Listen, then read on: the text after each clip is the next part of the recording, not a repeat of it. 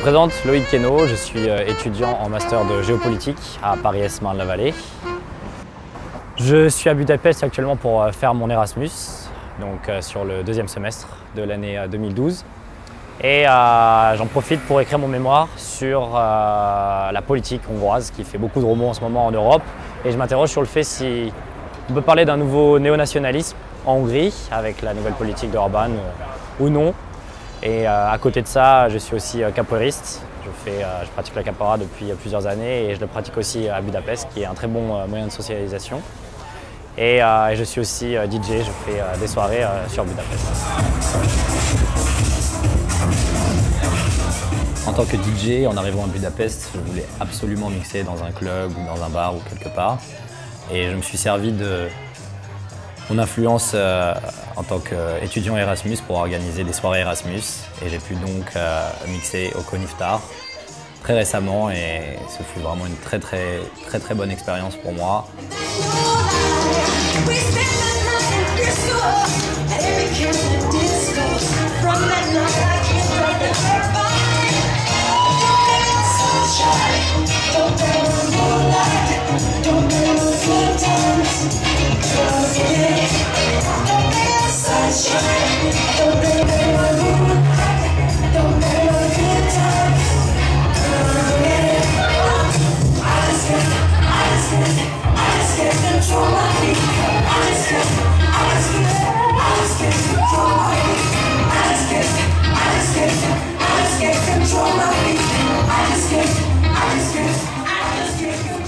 En ce moment, en Europe, on parle beaucoup de la nouvelle constitution de la Hongrie, mais il y a un point très intéressant et très important pour moi qui suis étudiant et qui étudie ici.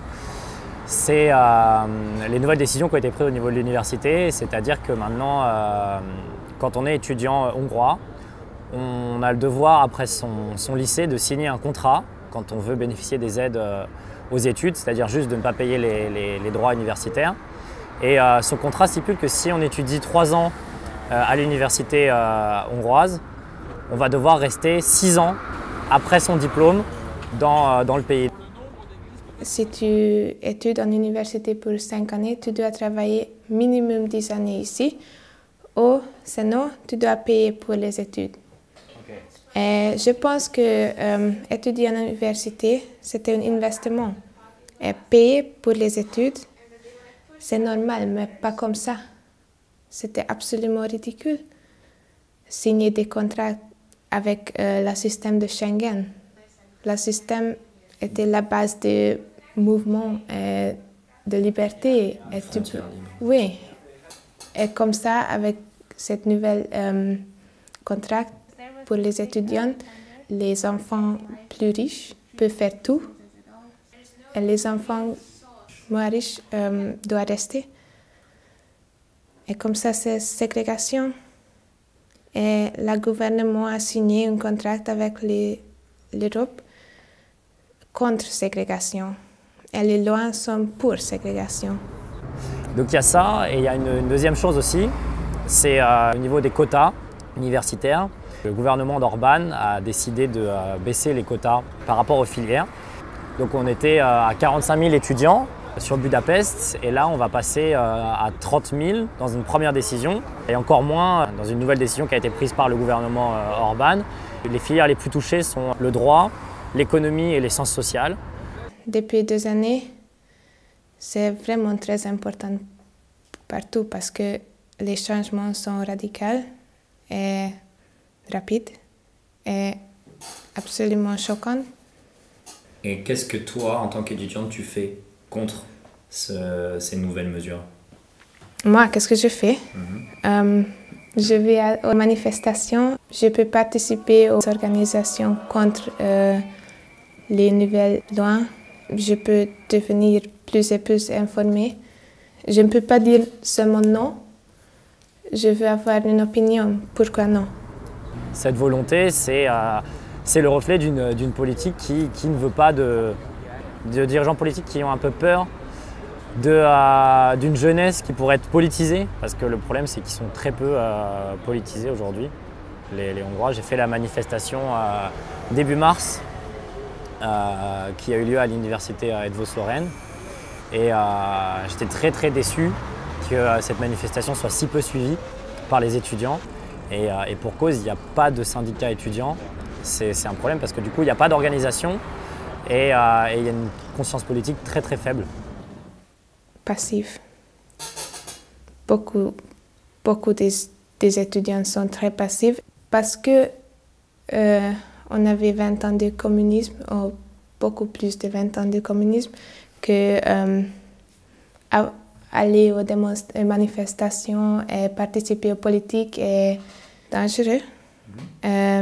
Et rester à la maison, c'est mieux pour le futur. Et comme ça, les étudiants, plus part des étudiants restent à la maison. Et c'était pas bien parce que rester à la maison est accepté. Il ne faut pas oublier que c'est un pays qui est en démocratie que depuis une vingtaine d'années. Et c'est tout nouveau, ils n'ont pas encore assimilé les automatismes qu'une démocratie comme la France, qui existe depuis 300 ans, qui a été vraiment performée par le temps. Alors qu'ici, voilà, on sent que c'est tout nouveau et qu'il n'y a pas cette conscience politique encore, surtout dans la jeune génération. Aujourd'hui, je me rends au cours de capoeira de l'Institut brésilien de Budapest. Pour moi, la capoeira est le meilleur moyen de socialisation quand je voyage.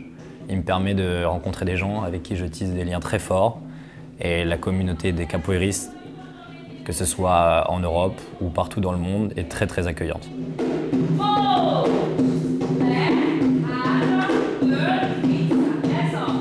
The capoeira is from the favelas, it's from the poor places, and my family was very scary that don't know why you wanna go there. Do you know that kids can learn good, they can't write good, they don't speak good, they are from favelas, they are very poor, they are dangerous, street childs. Do you know all these things about Brasilia in Rio de Janeiro, what happened in Brasilia in the streets? The parents are scary about this.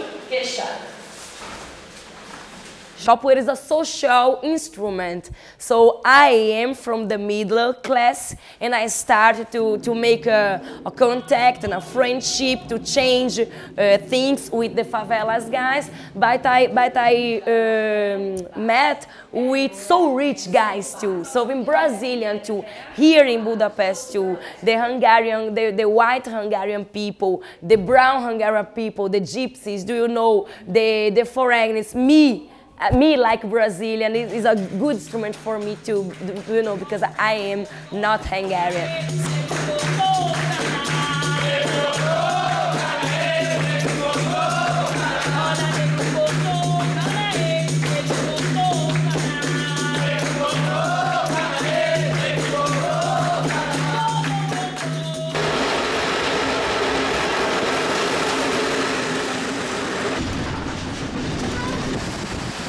Aujourd'hui, je rencontre Timéa, une jeune femme de 30 ans, qui a terminé ses études lors de l'entrée dans l'Union européenne de la Hongrie.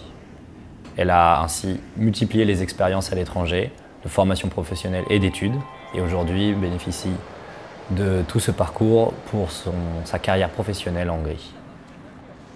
Moi, j'ai eu de chance parce que pendant aussi mes études, moi j'ai fait des bourses Erasmus en Norvège, donc c'était déjà une expérience internationale. Donc c'est ce qui bénéficiait beaucoup pour les langues et aussi pour avoir les expériences, comment il faut vivre dans un autre pays. Et après que j'ai fini mes études, j'ai travaillé ici à Budapest, en Hongrie, mais après j'ai essayé de bouger un peu. Et donc je suis déménagée donc, à Pays-Bas, à Amsterdam, et donc j'ai passé là 1 an. Donc j'ai travaillé dans un autre secteur que j'ai appris, parce que moi ici à Budapest j'ai appris le tourisme, mais aux Pays-Bas, à Amsterdam, j'ai travaillé dans le secteur bancaire et financier. Mais bon, donc 1 an c'était suffisant de ça. Et après je suis retournée de la Hongrie Cette expérience était super parce que à cause de langue aussi, donc j'étais capable de montrer que je peux faire une carrière internationale aussi. Et j'ai expériencé les choses et les méthodes dans le travail aussi que j'ai jamais vu ici en Hongrie. Donc c'est un double avantage. Je pense que maintenant c'est plus simple pour trouver un boulot, un travail pour moi, parce que c'est à cause des expériences, à cause des expériences de langue, expériences de système informatique qu'on a utilisé, donc la différentes branches, parce que j'ai étudié tourisme, par contre j'ai travaillé dans le secteur bancaire, j'ai travaillé dans le secteur de commerce, donc avec ça je pense que presque toute la situation, même s'il y a une crise, même s'il y a un problème, je suis capable de trouver un travail.